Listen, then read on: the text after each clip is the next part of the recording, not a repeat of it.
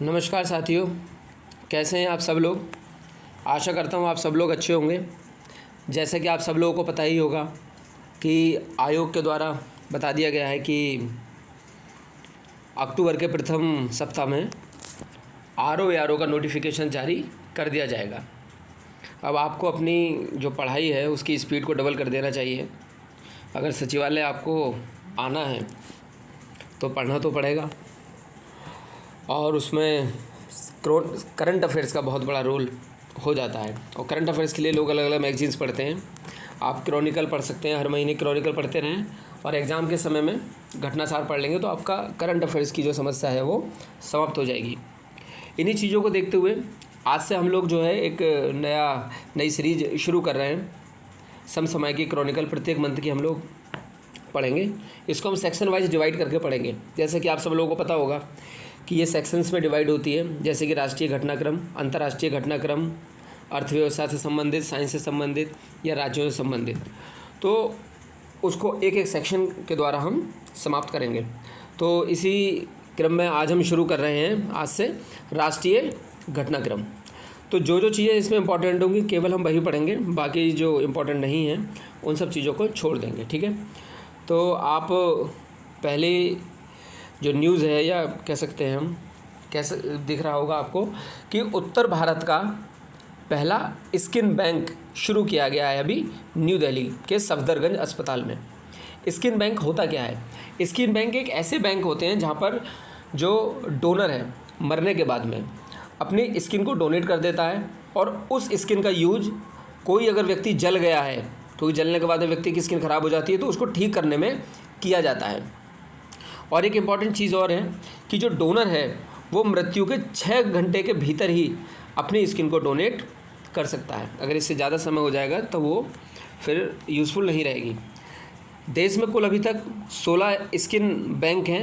उत्तर भारत में अभी तक नहीं था और अब उत्तर भारत में भी स्थापित हो गया है। नेक्स्ट है कोल इंडिया प्रतिस्पर्धा अधिनियम के तहत आएगी। सुप्रीम कोर्ट ने ऐसा कहा है। तो सार्वजनिक क्षेत्र की कंपनी है कोल इंडिया लिमिटेड।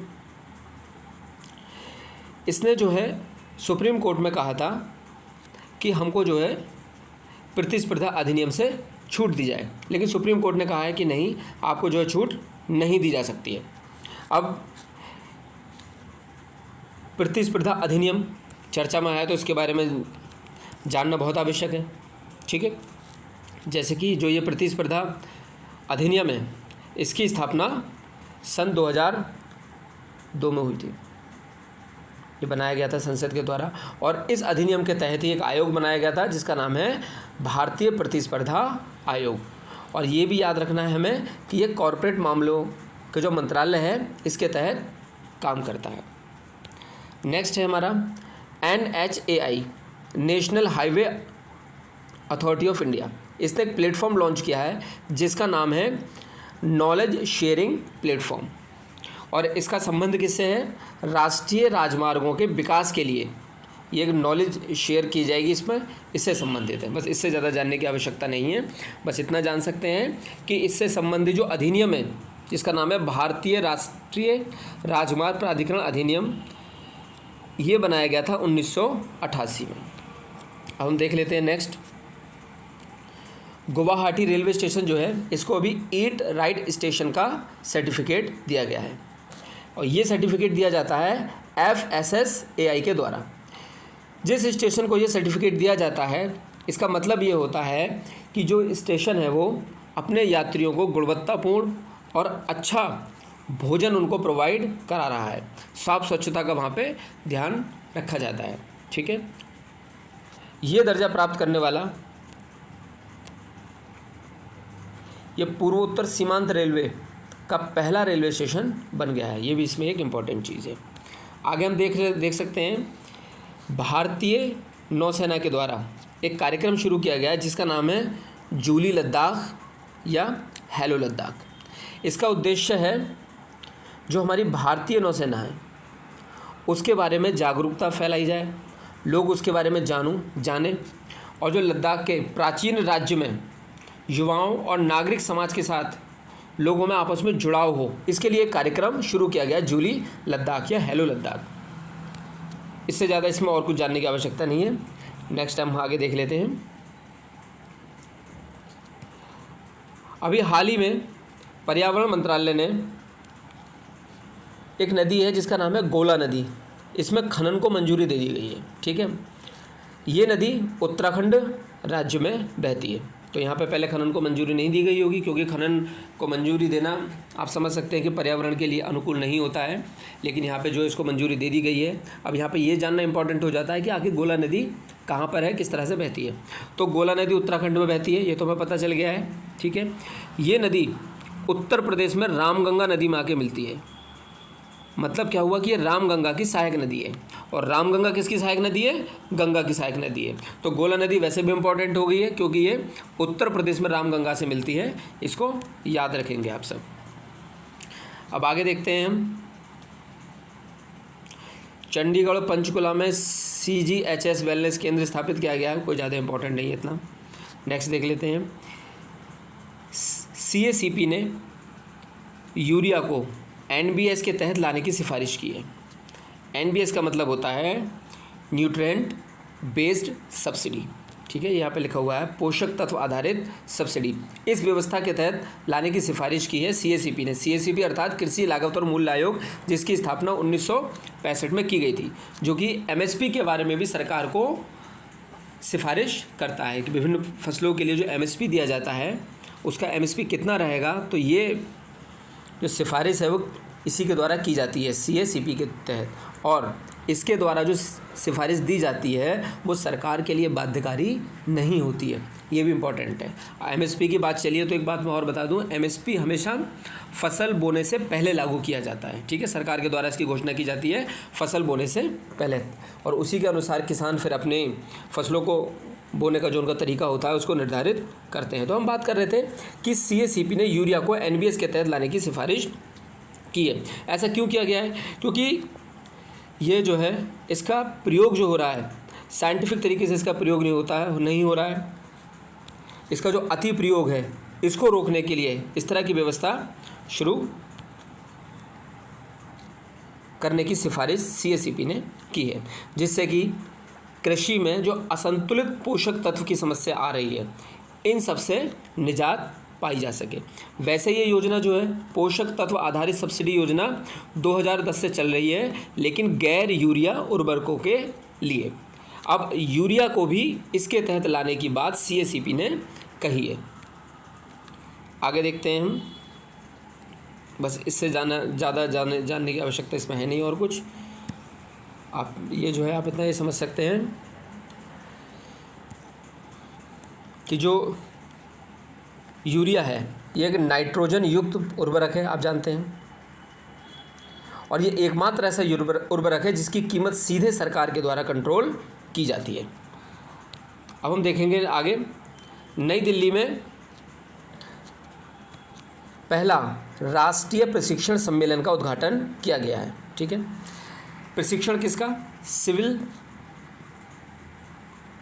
सेवा क्षमता में सुधार करने के लिए जो हमारे सिविल सेवक होते हैं इनकी क्षमता में सुधार करने के लिए पहला राष्ट्रीय प्रशिक्षण सम्मेलन शुरू किया गया है। इससे संबंधित एक कार्यक्रम इससे पहले भी सरकार द्वारा घोषित किया गया है जिसका नाम है मिशन कर्मयोगी। तो बस इतना याद रखना है कि ये नई दिल्ली में हुआ है सिविल सेवकों की क्षमता में वृद्धि करने के लिए, और ये मिशन कर्मयोगी है ये 2020 में शुरू किया गया था।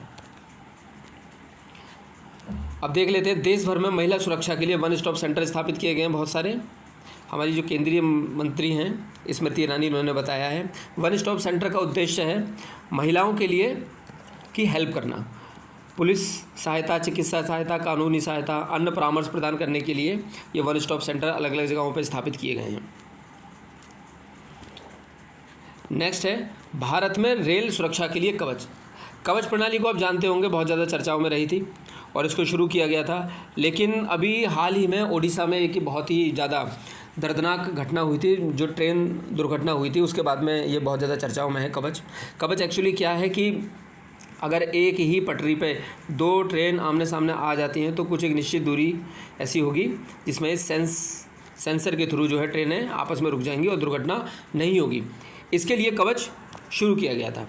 ठीक है, इसका पहला ट्रायल 2016 में हुआ था कवच का, लेकिन आप देख ही रहे हैं ट्रेन दुर्घटना हो गई है अभी। तो खैर बस इसमें इतना ही लिखा हुआ है कवच के बारे में कि कवच है क्या, सिर्फ आपको इतना जान लेना है, इसके अलावा जानने की ज़रूरत है नहीं। नेक्स्ट है, भारत का पहला कार्बन न्यूट्रल गांव विकसित किया जाएगा महाराष्ट्र के ठाणे ज़िले में। बस और कुछ जानने की आवश्यकता इसमें नहीं है। नेक्स्ट है अराकू कॉफ़ी और काली मिर्च। एक मिनट, ये क्या हुआ? यस,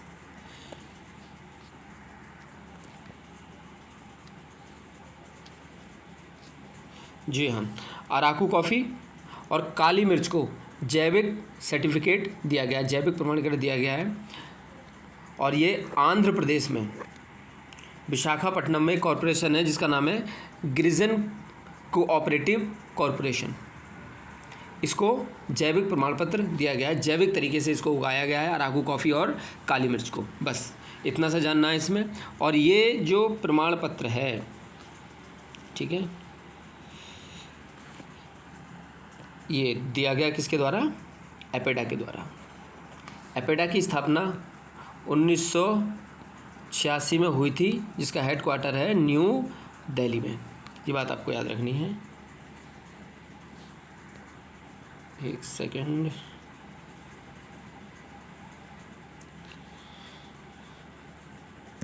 ठीक है, अब आगे देख लेते हैं हम। एपेडा हमने देख लिया है।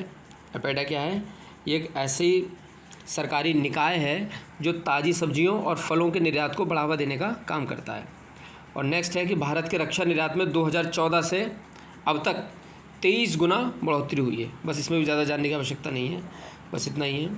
फिर नेक्स्ट है पूर्वोत्तर भारत की पहली एयरलाइन शुरू की गई। पूर्वोत्तर भारत में एयरलाइन सर्विस शुरू की गई है, जो कि शुरू की गई है जेट विंग्स एयरवेज के द्वारा। बस इसको याद रखना है।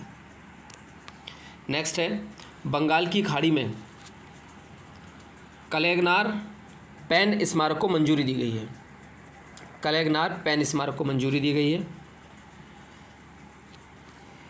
ये एक स्मारक है जो कि तमिलनाडु के पूर्व मुख्यमंत्री स्वर्गीय एम करुणानिधि की याद में बनाया गया है। बस और ज़्यादा जानने की आवश्यकता नहीं है। आगे है असम में पहली पानी के नीचे एक सुरंग का निर्माण किया जा रहा है।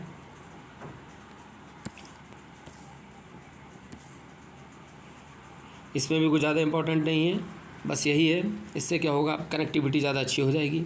अब ये देख लेते हैं हम कि प्रधानमंत्री मोदी की मिस्र यात्रा। अभी हाल ही में जून में मोदी जी मिस्र गए थे, तो उनकी मिस्र की यात्रा कैसी रही है देख लेते हैं हम। यहाँ के जो मिस्र के राष्ट्रपति हैं अल सीसी, जो कि जनवरी में हमारे यहाँ पर मुख्य अतिथि के रूप में शामिल हुए थे। दूसरी चीज़ ये है कि मिस्र का सर्वोच्च राजकीय सम्मान जिसका नाम है ऑर्डर ऑफ द नाइल, इससे प्रधानमंत्री नरेंद्र मोदी जी को सम्मानित किया गया है। इसके अलावा और इसमें कुछ ज़्यादा जानने के लिए नहीं है। नेक्स्ट है प्रधानमंत्री मोदी का अमेरिकी दौरा। अभी मोदी जी अमेरिका की यात्रा पर थे, तो यहाँ पर रक्षा, अंतरिक्ष, व्यापार जैसे क्षेत्रों में सहयोग को लेकर बहुत सारे समझौते हुए हैं। एक इम्पॉर्टेंट चीज़ है कि F414 F414 fighter jet engine के उत्पादन के लिए HAL यानी कि हिंदुस्तान एरोनॉटिक्स लिमिटेड और जनरल इलेक्ट्रिक इसके बीच में समझौता हुआ है। एक तो ये इम्पॉर्टेंट है। दूसरा इम्पॉर्टेंट इसमें यह है कि नासा के साथ मोदी जी ने आर्टेमिस समझौते पर भी हस्ताक्षर किए हैं। अब ये आर्टेमिस समझौता क्या है ये जान लेते हैं। आर्टेमिस समझौते का मतलब है कि अंतरिक्ष में जितने भी अन्वेषण किए जाते हैं, जितने भी रॉकेट वगैरह भेजे जाते हैं या अन्य उपकरण जो भी भेजे जाते हैं ऊपर अंतरिक्ष को जानने के लिए, वो कैसे होंगे? शांतिपूर्ण उद्देश्य के लिए होंगे और इससे किसी भी अन्य देशों को नुकसान ना पहुँचे। इन सारे सिद्धांतों का ये एक समझौता है जो कि 2020 में नासा के द्वारा शुरू किया गया था। बस ये है आर्टेमिस समझौता। ठीक है। नेक्स्ट है ISO कोपोल्को की 44वीं पूर्ण बैठक का आयोजन अभी किया गया है हाल ही में। ये क्या है, बस इतना जानना है कि ये नई दिल्ली में हुआ था। और कोपोल्को का यहाँ पे मतलब है कमेटी ऑन कंज्यूमर पॉलिसी, इसकी फुल फॉर्म है कमेटी ऑन कंज्यूमर पॉलिसी। जैसे कि इसके नाम में आ रहा है कंज्यूमर, तो कंज्यूमर का मतलब है उपभोक्ताओं के हितों से संबंधित ये एक सम्मेलन हुआ था जो कि नई दिल्ली में हुआ है। बस इतना जानना है, इसके अलावा इसमें और कुछ भी नहीं जानना है। अब देखिए, भारत द्वारा ड्रोन के लिए जो निर्यात किया जाता था, जो ड्रोन के लिए हमारी निर्यात पॉलिसी थी, उसका जो है उदारीकरण कर दिया गया है। उसमें हम और भी ज़्यादा उदार हो गए हैं। तो ये क्या किया गया है, हम इजीली दूसरे देशों को ये ड्रोन वगैरह दे सकते हैं। देखिए, बहुत सारी चीज़ें ऐसी होती हैं, जैसे कि बहुत सारे रसायन हो सकते हैं या कुछ और केमिकल्स हो सकते हैं जो कि दोहरे प्रयोग के लिए होते हैं, जिनका प्रयोग नागरिक सेवा के लिए भी किया जा सकता है और सैन्य सेवा के लिए किया जा सकता है। तो इस तरह के जो उत्पाद होते हैं उसकी एक सूची होती है जिसका नाम होता है इस्कोमैट सूची। उसको इस्कोमैट सूची बोलते हैं। ये है special chemicals, organisms, materials, equipment and technology. तो इस सूची के तहत ये निर्यात करने के लिए प्रतिबंधित किया गया था ड्रोन को, लेकिन इस सूची से हटा दिया गया है। अब इस सूची से हटाने का मतलब है कि हम इजीली इसको अब निर्यात कर सकते हैं। ठीक है, तो इसको भी आप याद रखेंगे कि इस्कोमैट सूची क्या है। अब आगे हम देखेंगे कला और संस्कृति से संबंधित है कुछ। ये महाराष्ट्र के वारकरी समुदाय का एक उत्सव है जिसका नाम है पालकी उत्सव।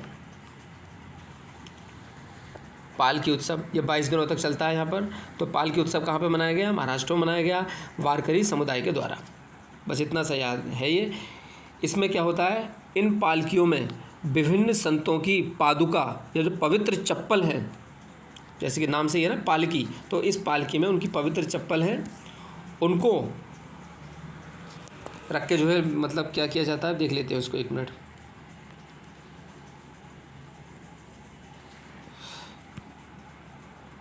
अच्छा, मतलब ये इन जो विभिन्न संत हैं यहाँ के, उनकी चप्पल रखी होती है इन पालकियों में। वारकरी समुदाय के बहुत सारे प्रमुख संत हैं जैसे कि ज्ञानेश्वर और तुकाराम। ठीक है, तो बस ये है, ज़्यादा इसमें कुछ जानने की आवश्यकता नहीं है।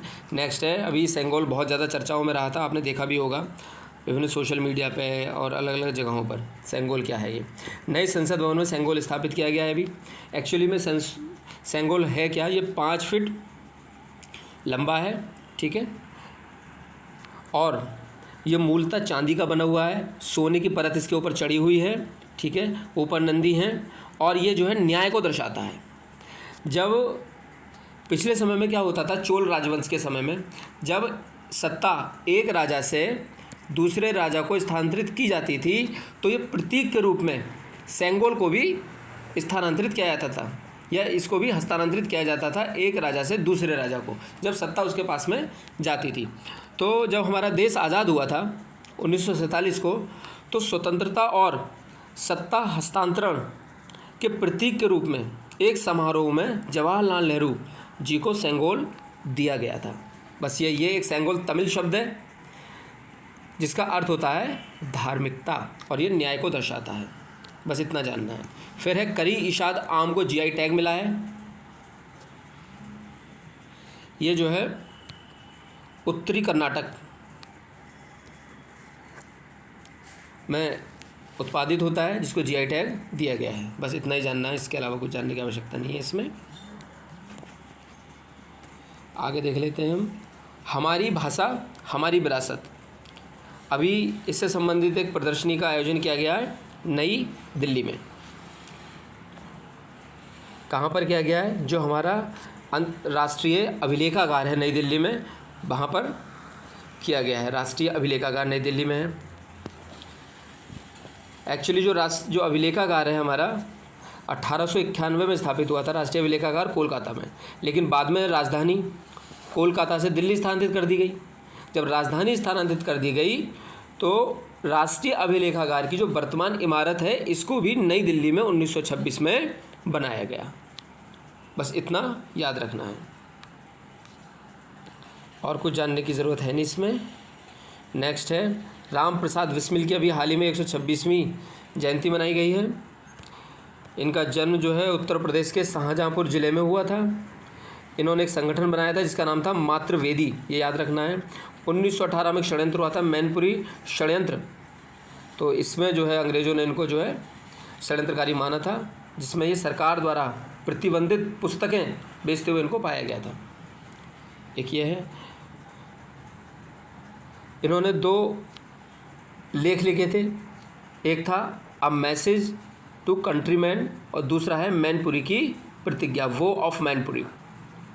ये इन्हीं से संबंधित ही हैं, इनको याद रखना है। 1920 में इन्होंने सचिंद्र नाथ सान्याल और जादू गोपाल मुखर्जी के साथ हिंदुस्तान रिपब्लिकन एसोसिएशन का भी गठन किया था, राम प्रसाद बिस्मिल जी ने, ये याद रखना है। फिर नेक्स्ट है फौकॉल्ट पेंडुलम, ये भी इम्पॉर्टेंट है, ये जान लेते हैं क्या है। देखिए, नए संसद भवन की छत में एक पेंडुलम स्थापित किया गया जिसका नाम है फौकॉल्ट पेंडुलम।